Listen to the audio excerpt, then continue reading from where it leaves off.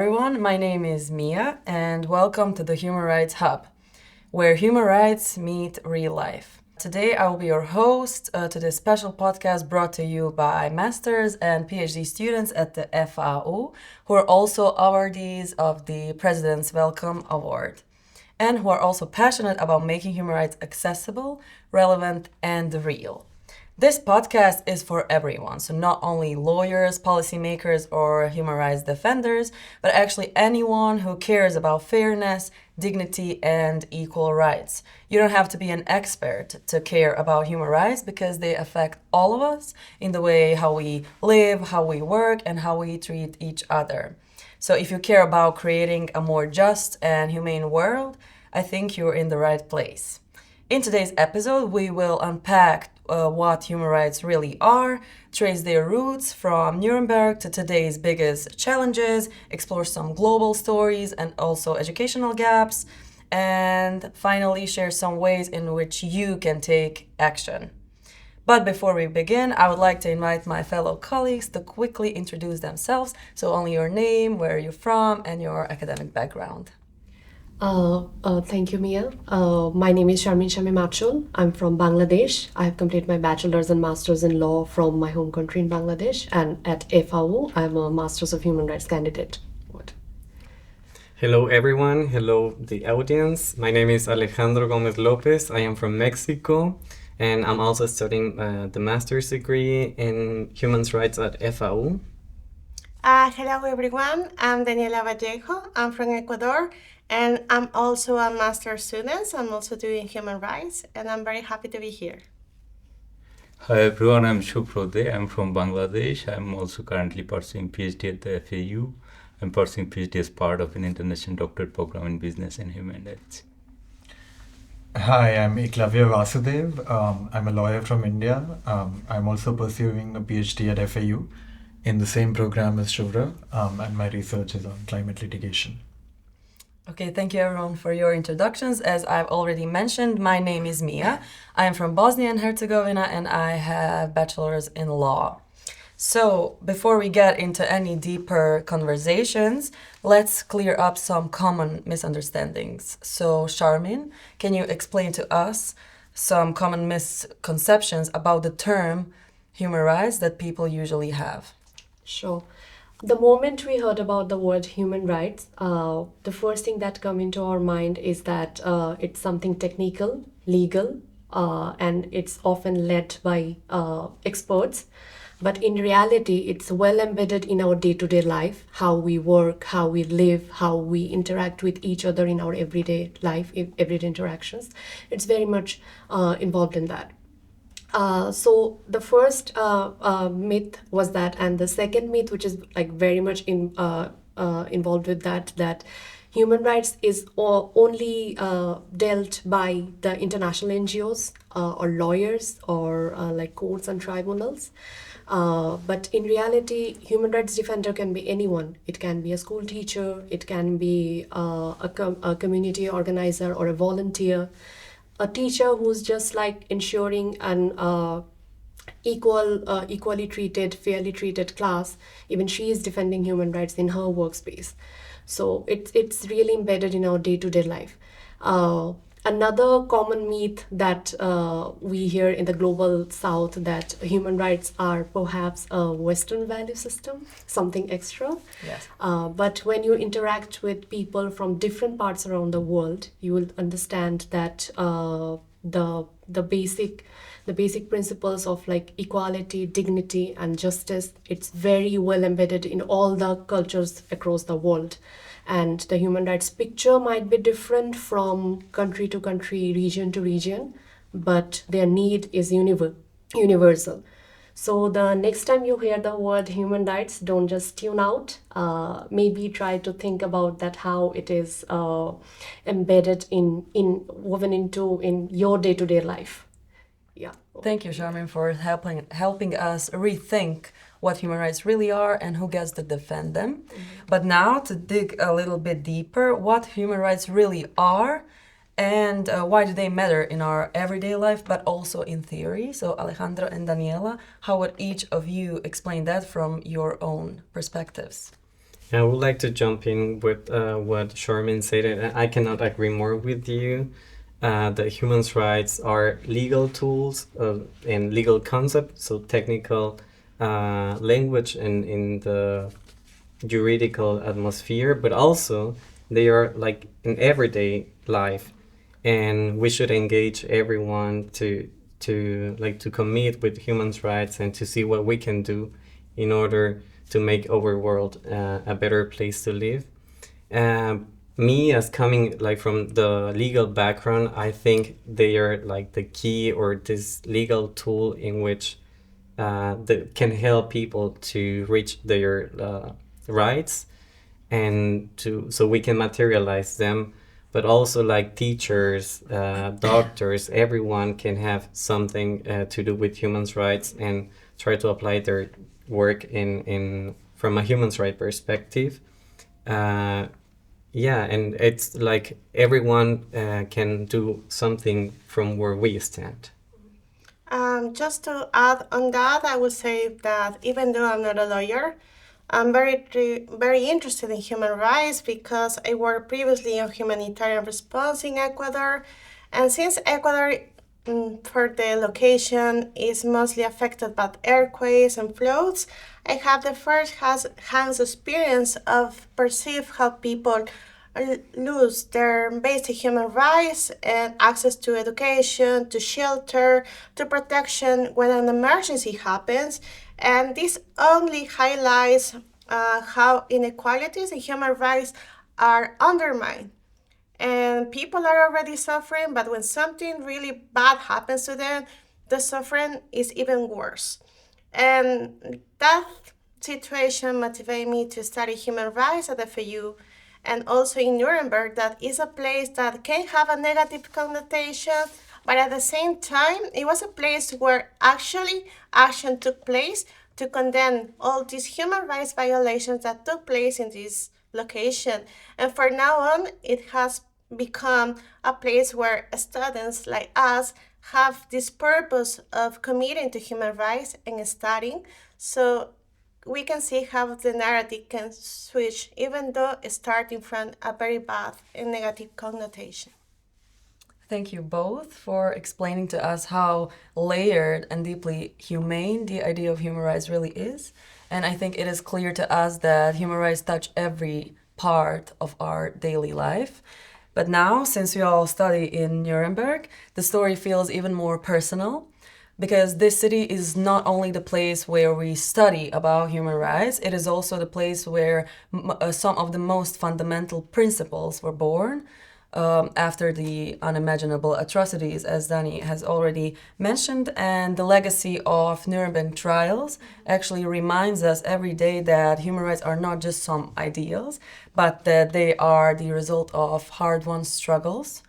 But how did we get from Nuremberg trials to the global human rights system that we have today? Shubra, could you walk us through that a little bit? Yeah, definitely. Thank you, Mia. I must say that we can be proud of the fact that we study in a city that has historic value. The trial that took place in the city of Nuremberg to prosecute the perpetrators of Second World War has much importance for human rights. It was a recognition that the gross human rights violation must not go unpunished. So the principle also that was developed during and throughout the process of the trial has later become the principles of international law and has contributed significantly to the development of modern international human rights law. And to be honest, before the trial, there's no formal recognition that the individual could be held accountable for gross violation of human rights. So it was for the first time the tribunal set precedent that the individual could be held liable for gross violation of human rights. Interestingly, it was also the fact that the tribunal recognized that the accused has right to fair trial in the criminal proceeding, and that principle later also has been enshrined in the key human rights instrument like Universal Declaration of Human Rights. I think the most important part of that trial was the principles that were contained in the Charter of the Nuremberg Tribunal, also in the judgment, later were affirmed by the UN General Assembly. And following that, the International Law Commission, even in 1950, formulated the principle of international law based on the principles that had been enshrined in the Charter of the Nuremberg Tribunal. And those principles had a significant impact in the development of modern international law, and that subsequently contributed to shaping the field of human rights. Exactly. Yes, Thank you, Shura. But building on that, Eklaver, what would you think that are the biggest challenges we face today? And also, do you think that they test the principles that were set here in Nuremberg? Yeah, thanks, Mia. Actually, I'll build on what Shivra said. While we've done a great job of institutionalizing human rights and building these principles and international institutions, we often forget that we forget the human and human rights. We lose the face of the problem. In current times, we have polycentric crises like climate change, regulating AI, wars, democratic decline, which test and challenge the systems that we had come up with in the 1940s. The realities of the current world are very different. For instance, climate change, which I research and I've also litigated environmental issues in India. What I often notice is that it's often recognized as a scientific problem, sometimes an environmental problem, but the basic issue is that it's a human rights issue. It's a threat multiplier. It exacerbates inequalities. And mostly climate change isn't something that necessarily kills someone, but it will lead to increased distress from heat waves. People will lose out on their livelihoods. They won't be able to work as long or as much in the fields for those who do manual labor. And it will affect our day-to-day life in different ways. It's also important to remember that we sit in a very privileged space. The realities of climate change are much starker for many people in the global south and in the global north, depending on where you're located and what you do. We're also looking at democratic decline, which is something that is starting to become a reality in several legal orders in the world. There is lesser space for dissent and increasing intolerance. So I guess what we need to figure out is how to move from principles to figuring out new ways to deal with systemic harm. Yes, I agree with both of you, and thank you for connecting those historical foundations to the current challenges that we face every day. And I think that it is important to emphasize that those are not just some global challenges, but also our local realities that we face every day. And it actually brings us to our next part of our discussion, which is human rights through personal stories. And me, as someone coming from the Western Balkans, a region that is still very much shaped by the consequences of war and also deeply divided society, I must say that I've seen firsthand how fragile a peace can be and how important it is to work towards reconciliation, transitional justice, and accountability also. And before coming to FAU, I was a part of a regional NGO that was working with especially youth from the ex-Yugoslavia countries. And we were doing a lot of things, but among all of those, we were doing a lot of workshops and exchange programs in which those young people from very different ethnic background would come together and talk about war crimes, accountability, memory, and why does it even matter to us. And I must say that that showed me how that transitional justice is not only about official apologies or courtrooms and stuff, but also about rebuilding trust in a divided society, and also listening to survivors and their stories, because they are carrying those rights, and also creating a space for young people or new generations to actually be able to believe in a just and also humane future. And I must say again, in many ways, being here in Nuremberg, this city with such a powerful legacy of the post-war justice, I must say that it actually reminds me that those efforts really do matter, and that it is possible to have, like, after big atrocities, to still have a path towards truth and justice and accountability and also healing. But I would say that the biggest changes, or the most powerful changes, do not come from like the biggest institutions or organizations or courts, but actually from local communities and people that are willing to fight, and people who are willing to find their own way to respond to those massive human rights violations, and also to resist and make sure to rebuild the society again. And speaking of that, Charmaine, I know that you've looked into some great examples of this. So could you tell us how grassroots movements, especially in the global south, are actually helping us shape the human rights today and advocate? How are they advocating for human rights? Yeah, absolutely, Mia. I couldn't agree more with what you ended with, the power of local community, the power of grassroots advocacy. And whenever we talk about human rights, our attention automatically goes to the violations. Now let's flip the script for a while and look at some like positive cases. I'm going to make you go through two positive good practices from Global South, which has quietly but strongly have changed lives, and yet till today is changing lives.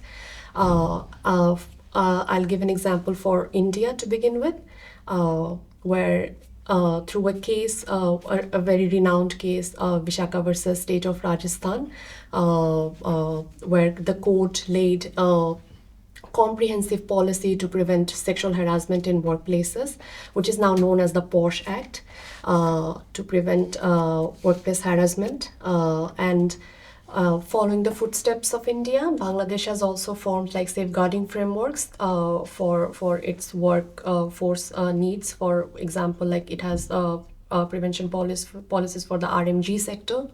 It has policies for the universities, where and it's not like something built for the top management level or only for the employees. Even student has a say in addressing harassment and reshaping the policies, which sort of gives like a message to everyone that women and young people are not only beneficiary of these policies, rather they are also like the change makers, and they also play a crucial role in shaping these policies in a very larger level. And the second example which I'm going to be giving to you it's actually from the Philippines. Philippines, a community which sees natural disasters pretty often. Their women-led initiative has came to forefront to do the disaster response system. And what they have done different is that they have linked gender equality with environmental resistance. Now, what are they doing different rather than that? What has already been done within all these years? They have introduced a few steps which are like very innovative. For example, like recognizing the unique vulnerabilities of women faced during the crisis, faced during the environmental crisis. For second, they ensure the emergency responses includes access to the reproductive health services, because at the time of climate resilience, we being a woman can relate to this. Where would you go to look for those services or those materials? And also they have built a mechanism to provide protection from gender-based violence inside the relief centers or the shelter, you can call it. And also they have some initiatives, they have taken some initiatives to long-term recovery plans for empowering women, the disaster-affected women economically. So, which I have found like pretty amazing, the initiatives that they have taken by far, and this is a women-led initiative entirely. Following this example, we can I can like say that Global South is not just like following up to some extent. It's also like leading the way examples through solutions that are innovative, inclusive, and also grounded in the reality segment. Yeah, thanks, Sharmeen. Those were two very important examples, and it sort of brings me back to the point I was making earlier about putting a human face to human crises. And when communities and initiatives lead change-making initiatives, it's often more impactful than a top-down approach where policymakers are often legislating without sort of being in touch with ground realities. And for those sort of initiatives to be successful, I think human rights education is really important. Yeah, definitely. But we face a lot of barriers to effective human rights education, both in terms of quality and access. And maybe Alex and Shuvra can speak a bit about that aspect. Sure, thank you. Well, I think I would like to start saying like two different points. First, I want to talk about like maybe the specialized knowledge on human rights, because it is also important to keep on having these specialized courses, just the ones that we are doing, because we have some like difficult discussions to difficult problems and we have to find solutions. But at the same time, we need to bring human rights down to earth, you know, to have this more, to democratize the knowledge of human rights and to talk every day about human rights, because we are facing everyday human rights issues. And I think it's important to highlight the point that human rights education must be transversal. This means like everyone should have access to some kind of education about human rights. It doesn't matter if you are a doctor or if you're about to be like a mechanical engineer, businessman. Everyone can do something to support to human rights in our society. And yeah, because it's all the things that we do every day, they have an impact on each other's life, and that our rights and our dignity can be affected by the way we act or we don't act, because omissions are also important to highlight. But yeah, I think the human rights education should be inclusive. But at the same time, it's really nice that we are having this kind of conversation with specialized people, and it's our duty as well to give this knowledge that we are developing to everyone in our society. I fully agree with you, Alex, that the education of human rights need to be inclusive. But the reality is difficult and different. Many people around the world do not have access to formal human rights education. So the real question probably would be how we make it accessible and available for everyone. I think one of the most effective ways to make it available for everyone would be to integrate it into the primary education. Let's say if governments take initiative to include topics of human rights in the school curriculum, then millions of children around the world will have the opportunity to learn the topics of human rights at a very early stage. But we also need to keep in mind that not everyone has the scope to get access to the formal schooling. And this is also the reason why also we need to think about alternatives. Let's say broadcasting the topics of human rights through television or radio, even storytelling using the local language or organizing community workshop. All these approaches actually matters and helps disseminate the knowledge of human rights education to the place probably it would have been hard to get access to to make human rights education more relevant for everyone, it is also important to include the global perspective. Communities around the world have their own perspective, stories, and challenges they have experienced. So these struggles and the stories need to be part of the conversation, and that makes the human rights more diverse and real for all, I think. Thanks, both of you. I really do agree with you that the human rights education needs to move beyond textbooks and actually reach people in ways that will connect with their everyday life better. And I think that we all agree that human rights education needs to be more accessible to all. But how can we do that? How can we use innovations and technology to make the human rights education more accessible, but also engaging and action-driven? So Eklavia and Daniela, could you elaborate on that for us? Yeah, I actually really liked your point about the need for education to take into account diverse voices. And one way of doing that, besides integrating it into primary education, is also the mediums which we use to educate people. I think we had a second digital revolution after COVID. There's a lot of online education, webinars, podcasts like we're doing right now, which really make complex technical jargon accessible to a wide range of people. Another thing which could be taken into account is that attention spans are shorter, and we need to engage with more mediums that speak to the youth. For instance, I know that Mia and Alex, you did a few TikTok videos as part of a President's Award on human rights issues. So all of that, I think, goes a long way in increasing access.